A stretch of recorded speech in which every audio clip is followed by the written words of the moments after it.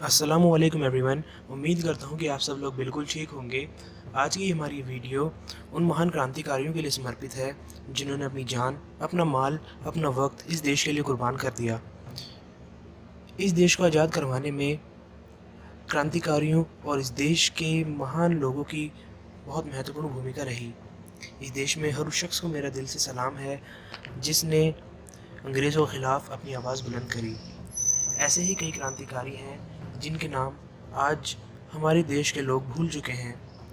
उनमें से जैसे शेर अली ने 1869 में लॉर्ड मेयो की हत्या अंडमान में कर दी थी और अब्दुल्ला ने कलकत्ता के चीफ जस्टिस नॉर्मन की चाकू मारकर हत्या कर दी थी। जब मौलाना फजल हक खैराबादी ने दिल्ली में अंग्रेज़ों के खिलाफ जिहाद का फतवा दिया तो अंग्रेज़ों ने हज़ारों उलमाओं को फांसी दे दी थी, जिनकी सर फतेहपुर सीकरी से लेकर दिल्ली तक सड़कों के किनारे लगे पेड़ों पर टांग दिए गए थे। हो सकता है कि आप इनके नाम और इनके वाक़यात पहली बार सुन रहे हों, और ऐसे कई नाम भी हैं जिनको हमने आज तक जाना ही नहीं। इस वीडियो की सीरीज़ में हम कई लोगों से रूबरू होंगे जिन्होंने हमारे देश को आज़ाद करने में महत्वपूर्ण भूमिका निभाई। तो आज की वीडियो हम अशफाक उल्लाह खान से शुरू करेंगे। अशफाक उल्लाह खान भारतीय स्वतंत्रता संग्राम के एक प्रमुख क्रांतिकारी थे। उनका जन्म 22 अक्टूबर 1900 को उत्तर प्रदेश के शहीदगढ़ शाहजहाँपुर में रेलवे स्टेशन के पास स्थित कदर खैल जलालनगर मोहल्ले में हुआ था। उनकी माता का नाम मजरूनिसा बेगम था, जो बला की खूबसूरत महिलाओं में गिनी जाती थी, और उनके पिताजी का नाम मोहम्मद शफीकुल्ला खान था। यह एक मुस्लिम पठान परिवार था। इनके कुल 6 भाई बहन थे और सबसे छोटे ये खुद थे। राम प्रसाद बिस्मिल के जैसे ही अशफाक उल्लाह खान भी उर्दू भाषा के बेहतरीन शायर थे। जैसे राम प्रसाद बिस्मिल का उपनाम बिस्मिल था, वैसे ही अशफाक उल्लाह खान का उपनाम हसरत था, इसलिए उनका पूरा नाम अशफाक उल्लाह खान वारसी हसरत था। उर्दू के अतिरिक्त वे हिंदी व अंग्रेजी में लेख एवं कविताएं भी लिखते थे। भारतीय स्वतंत्रता संग्राम के संपूर्ण इतिहास में बिस्मिल और अशफाक की भूमिका निर्विवाद रूप से हिंदू मुस्लिम एकता का जीता जागता उदाहरण है।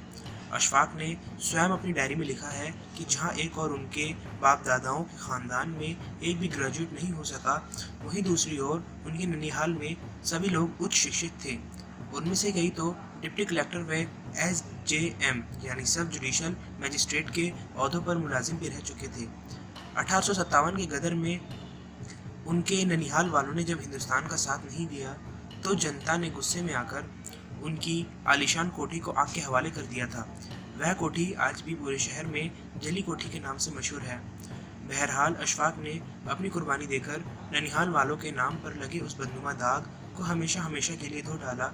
जैसे कि हम जान चुके हैं कि अशफाक अपने भाई बहनों में सबसे छोटे थे और सब उन्हें प्यार से अच्छू कहते थे। एक दिन उनके बड़े भाई रियासतुल्लाह खान ने अपने छोटे भाई अशफाक को अपने सहपाठी राम प्रसाद बिस्मिल के बारे में बताया कि वह बड़ा काबिल शख्स है और आला दर्जे का शायर भी है, और आजकल मैनपुरी कांड में गिरफ्तारी की वजह से शाहजहाँपुर में नज़र नहीं आ रहा, काफ़ी अरसे से फरार है, खुदा जाने कहाँ और किन हालात में बसर करता होगा। यहाँ थोड़ा मौनपुरी कांड के बारे में जान लेते हैं। यह मौनपुरी जिला उत्तर प्रदेश में स्थित है। यहाँ 1915 से 1919 के दौरान एक क्रांतिकारी संस्था की जा रही थी। इस संस्था का नाम मातृ देवी संस्था था तथा इसी संस्था के नेता राम प्रसाद बिस्मिल थे। इसी दौरान एक गद्दार तथा देशद्रोही दलपत सिंह ने इस कार्यक्रम की मुखबरी अंग्रेजों से करी थी। इस संस्था के जो लोग पकड़े गए उनको अलग अलग सजाएं हुई। इसी कारण राम प्रसाद बिस्मिल फरार थे। अपने बड़े भाई की ये बात सुनकर अशफाक तभी से बिस्मिल से मिलने के लिए बेताब हो गए। वक्त गुजरा तथा 1920 में आम माफ़ी मिलने के बाद राम प्रसाद बिस्मिल अपने वतन शाहजहाँपुर आए और घरेलू कारोबार में लग गए। उनके वापस आने के बाद अशफाक ने कई बार बिस्मिल से मुलाकात करके उनका विश्वास जीतना चाहा, परंतु कामयाबी नहीं मिली। चुनाचे एक रोज़ रात को खन्नौत नदी के किनारे सुनसान जगह में मीटिंग हो रही थी। अशफाक वहां जा पहुंचे। बिस्मिल के एक शेर पर जब अशफाक ने आमीन कहा तो बिस्मिल ने उन्हें पास बुलाकर उनका परिचय पूछा। जब उन्हें यह मालूम हुआ कि अशफाक उनके सहपाठी रियासतुल्लाह का सगा छोटा भाई है और उर्दू ज़ुबान का शायर भी है, तो बिस्मिल ने उससे आर्य समाज मंदिर में आकर अलग से मिलने को कहा। घर वालों के लाख मना करने पर भी अशफाक आर्य समाज मंदिर जा पहुंचे और राम प्रसाद बिस्मिल से काफ़ी देर बात करने के बाद उनकी पार्टी मातृ देवी के एक्टिव मेंबर भी बन गए। यहीं से उनकी ज़िंदगी में एक नया मोड़ शुरू हुआ। वे शायर के साथ साथ कौम के खिदमतगार भी बन गए। 1922 के बिहार के गया कांग्रेस अधिवेशन के बाद पार्टी में दो दल बन गए थे, एक धनाढ्य लोगों का और दूसरा आम तबके से आए हुए नवयुवकों का। पहले वाले दल ने 1 जनवरी 1923 को स्वराज पार्टी बना ली तथा दूसरे दल ने क्रांतिकारी पार्टी बनाने का पूरा मन बना लिया।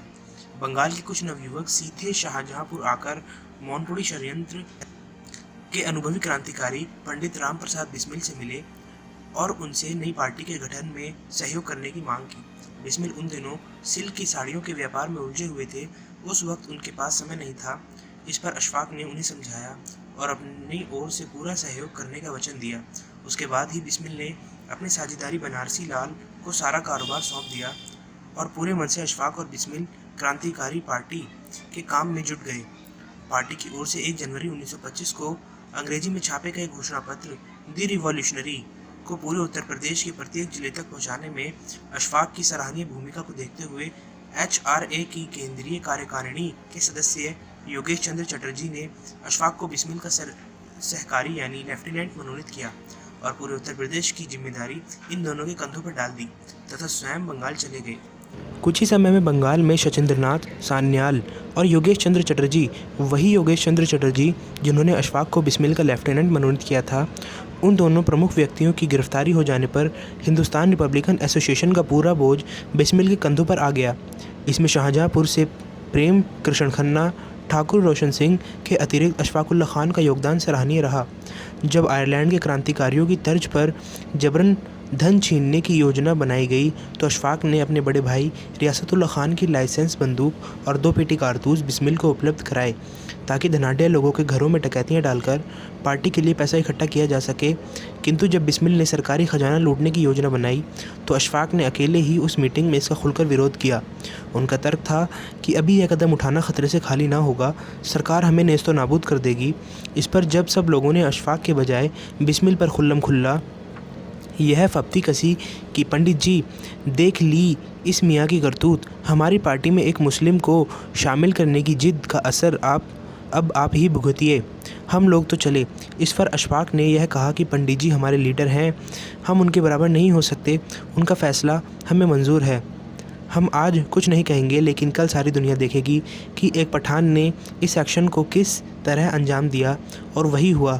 अगले दिन 9 अगस्त 1925 की शाम काकोरी स्टेशन में जैसे ही ट्रेन आगे बढ़ी, राजेंद्रनाथ लाहिड़ी ने चैन खींची।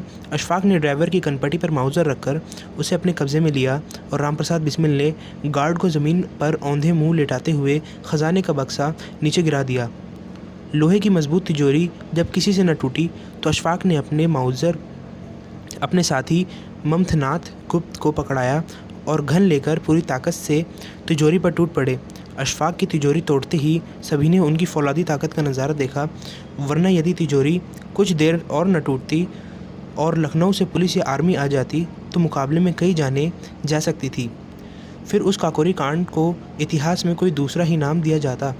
फांसी वाले दिन सोमवार दिनांक 19 दिसंबर 1927 को अशफाक हमेशा की तरह सुबह उठे, शौच आदि से निर्वृत्त हो स्नान किया, कुछ देर विसर्जन में बैठकर कुरान की आयतों का पाठ किया और किताब बंद करके उसे आंखों से चूमा और फिर अपने आप जाकर खुद फांसी के तख्ते पर खड़े हो गए और कहा, मेरे ये हाथ इंसानी खून से नहीं रंगे, खुदा के यहाँ मेरा इंसाफ होगा।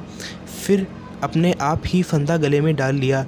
अशफाक की लाश फैजाबाद ज़िला की जेल से शाहजहांपुर लाई जा रही थी। लखनऊ स्टेशन पर गाड़ी बदलते समय कानपुर से बीमारी की हालत में आए गणेश शंकर विद्यार्थी ने उनकी लाश को अपने श्रद्धा सुमन अर्पित किए। पारसी शाह फोटोग्राफर से अशफाक के शव का फ़ोटो खिंचवाया और अशफाक के परिवारजनों को यह हिदायत देकर कानपुर वापस चले गए कि शाहजहांपुर में इनका पक्का मकबरा ज़रूर बनवा देना। अगर रुपयों की ज़रूरत पड़े तो ख़त लिख देना, मैं कानपुर से मनी ऑर्डर भेज दूंगा। अशफाक की लाश को उनके पुश्तैनी मकान के सामने वाले बगीचे में दफना दिया गया। तो दोस्तों, यह था आज का एक क्रांतिकारी की ज़िंदगी का परिचय।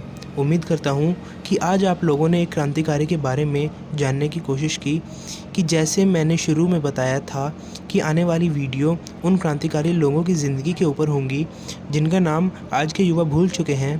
तो दोस्तों, अगर आपको ऐसी ही इन्फॉर्मेशन चाहिए, हमारे चैनल को सब्सक्राइब, लाइक और शेयर ज़रूर करें।